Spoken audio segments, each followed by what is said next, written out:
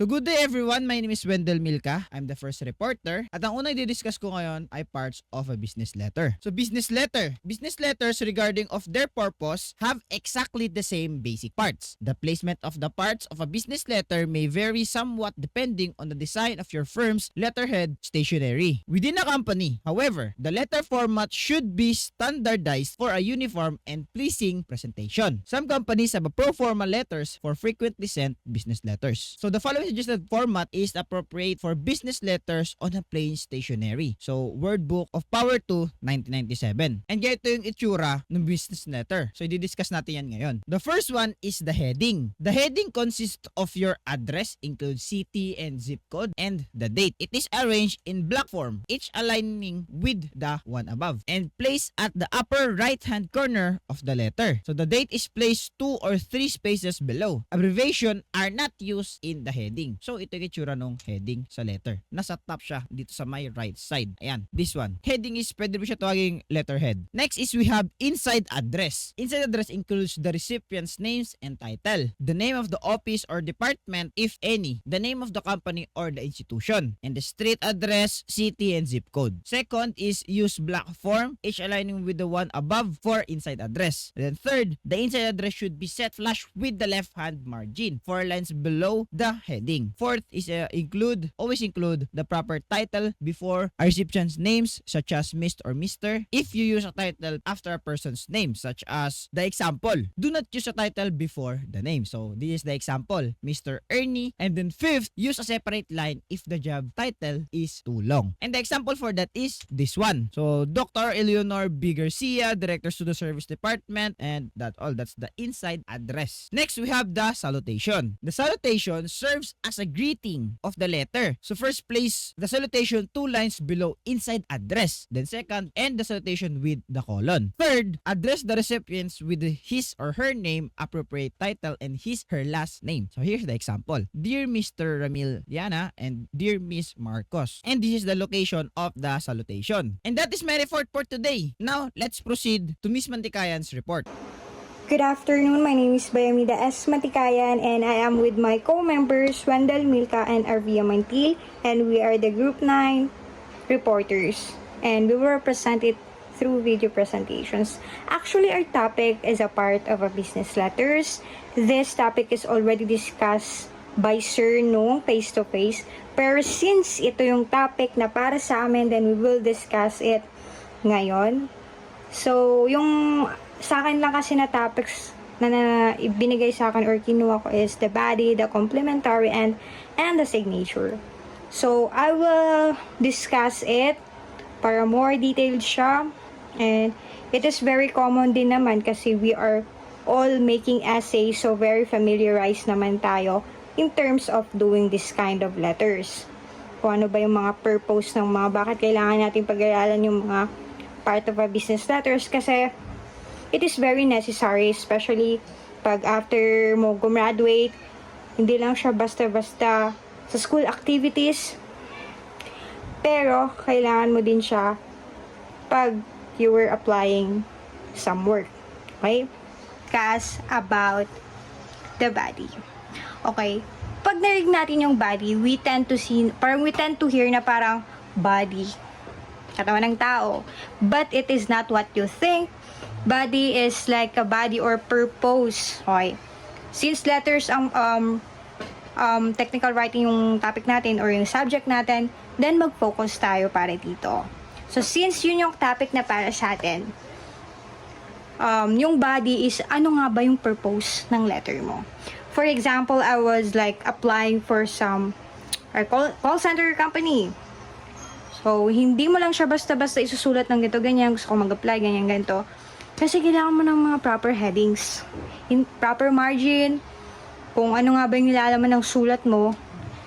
We need to act as a professional para makita nung HR na talagang tayo ay willing or makitaan nila tayo na itong batang to alam na itong proper rules sa mga ganitong business letters. Ganon din, pag nagre-resign ka, resign letters. Ganon din, body, anong nilalaman ng sulat mo?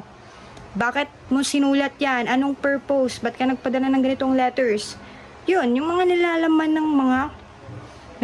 ng mga sulat mo. Then, that's the perfect example for body.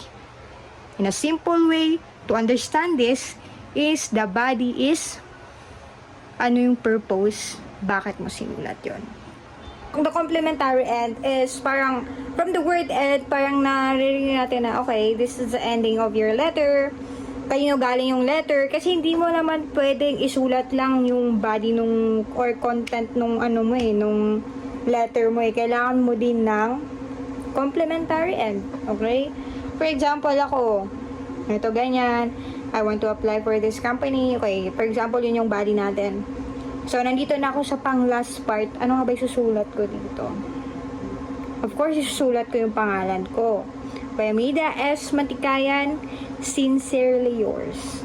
Yun yung the complementary end.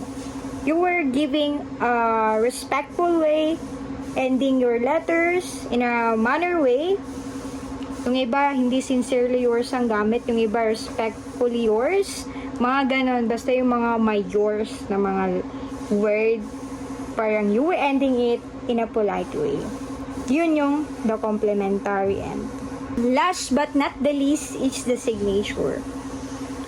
Naalala ko nung senior high school kami, nabagsak ko. Hindi naman nabagsak, pero parang nakulangan yung score ko kasi I really forgot maglagay ng signature kasi nasa isip or nasa utak ko na sabi ko, it doesn't matter naman na hindi ko nalagyan ng signature to kasi akin din naman to Ano pang purpose ng signature ko?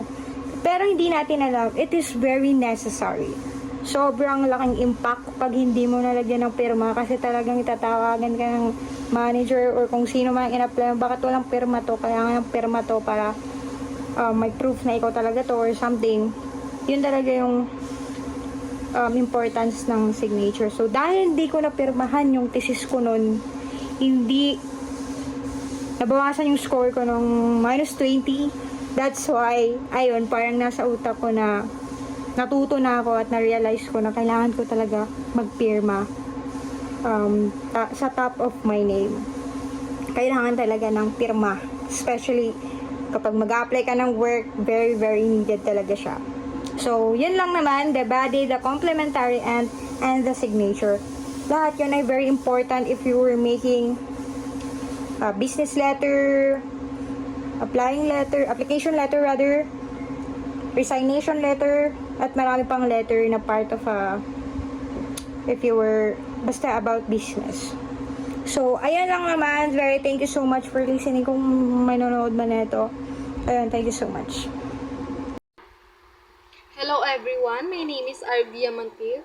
So, ang topic na i-report ko ay end of letter enclosure and the envelope. So, hindi ko na siya babasahin para mapabilis tayo, i-explain ko na lang siya agad. So, end of letter enclosure, may dalawang nabanggit dito. Number 1 is the enclosure. No? Enclosure means enclosure. So, parang short term lang siya for enclosure. So, si enclosure, it means nag-add tayo ng something extra sa letter natin. And it is placed on the left side of the page, 2 lines below our name. So, for example, dito makikita natin, kapag magsisend tayo ng copy of a memo with our letter, syempre, we will write, name natin, of course, pinakauna, Ernesto F. Duyungan, and then yung profession mo or position mo sa trabaho, director siya ng Institute of Maritime Technology. And below that name, syempre, mag-space tayo parang 2 space ba? Space. Then, dun natin ilalagay yung enclosure natin. So, enclosure dot, colon, copy of office memorandum, dated 2/2003 or 2003. Kapag naman daw marami or there are more than one item, ililist natin yung items na yun sa baba lang din nung enclosure, no? So, para yan, enclosure dot, colon, copy of office memorandum, is that dot?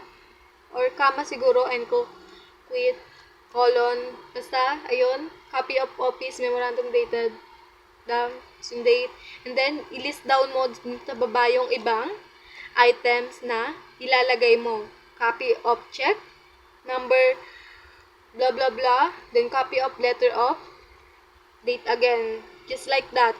Ililist mo lang yung ibang items kung marami sila.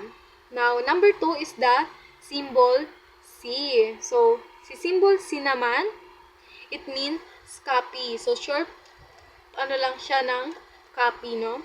And, it means, nagsisend tayo ng copy of letter to someone else. It is also, no, kagaya ni encode or enclosure, it is also placed on the left side of the page, 2 lines below our name or the encode line. For example, di ba, if you are sending a copy of letter to Romeo Bustamante, syempre, ilalagay natin si colon again, then yung name ng person na sesenda natin. So, si Romeo Bustamante, no? Si colon, then Romeo Bustamante. Ganun lang siya kadali. So, pasok naman tayo sa envelope. So, kapag gagawa tayo ng envelope, syempre kailangan ang name ni sender and recipient. So, dito sa example na binigay sa libro, so, kunwari, magsisend tayo ng letter kay Brenda Nazareth. So, tayo si Nelson, no? Kunwari lang ito. So, kapag gagawa tayo ng letter, syempre, yung name mo or yung name ng sender ay ilalagay sa upper left corner ng paper or ng envelope. And, like dito sa example, Nelson P. Cabral, Presidential Assistant for Media Affairs and blah blah blah other information about yourself. So, nakalagay yan sa taas left corner ng envelope. And para naman sa recipient, no?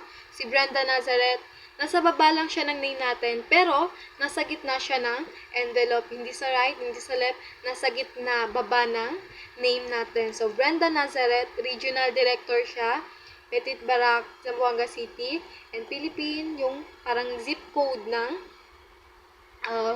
place niya. So, ganun lang kadali yung envelope. So, syempre, kung gagawa tayo ng envelope, make sure na na-write natin yung address ng recipient and na-write mo yung address mo clearly and neatly. Kailangan understandable siya para, syempre, alangan naman maling information yung ilagay mo sa envelope mo.